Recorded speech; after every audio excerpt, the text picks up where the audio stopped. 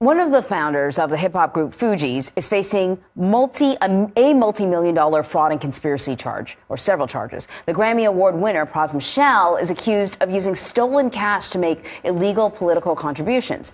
In 2019, a 2019 indictment accused Michel of helping a Malaysian financier embezzle money from a state-owned investment fund.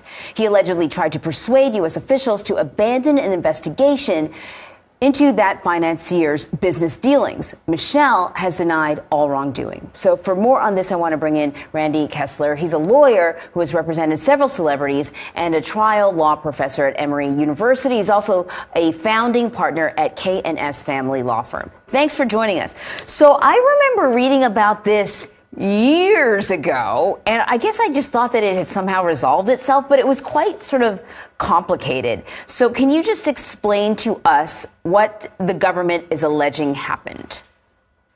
Well, quite complicated is sort of an understatement. This could be a whole course in law school. It could be a whole, documentary and a whole TV show, and it probably will be. But generally, the government is trying to say foreign governments stay away from us, keep out of our business. And they're saying that he was somehow involved on two fronts. One, funneling money to the Obama administration by paying for donors to come to events and then reimbursing them with foreign money. And then later trying to pressure the next administration, the Trump administration, into releasing a dissident or getting him back to China, and maybe not even helping with the prosecution of this guy, Joe Lowe, who everybody knows is behind the scenes, and he's a co-defendant, but he's just not here. He's in China, so he's not really subject to this jurisdiction right now.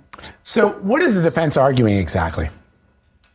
I think they pretty much can argue ignorance is ignorance of the law, but ignorance of the law we know is no defense.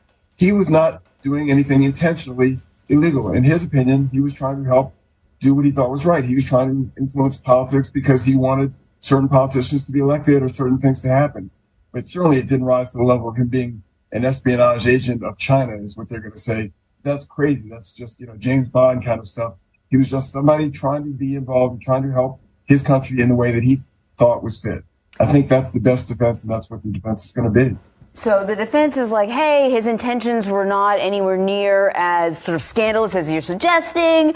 He had access to money. Lots of people make campaign contributions. What's wrong with this? What is the prosecution saying? They're saying he should have known better, and ignorance of the law is no defense. When you're involved with that kind of money and that much stuff, you should consult with lawyers. You should figure out what you're doing.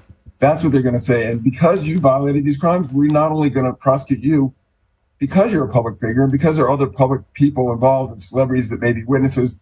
We want everyone in the world to know when you try to get involved in American government and you are in concert with a foreign government like China, don't do it. Be careful. Make sure you know what you're doing before you do this.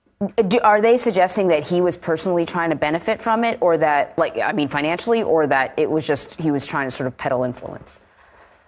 I think both, right? There's a lot of money involved when $100 million worth of influence. You don't do that for nothing. You don't have no side benefits. So what kind of a precedent would this set for how Michel would be punished?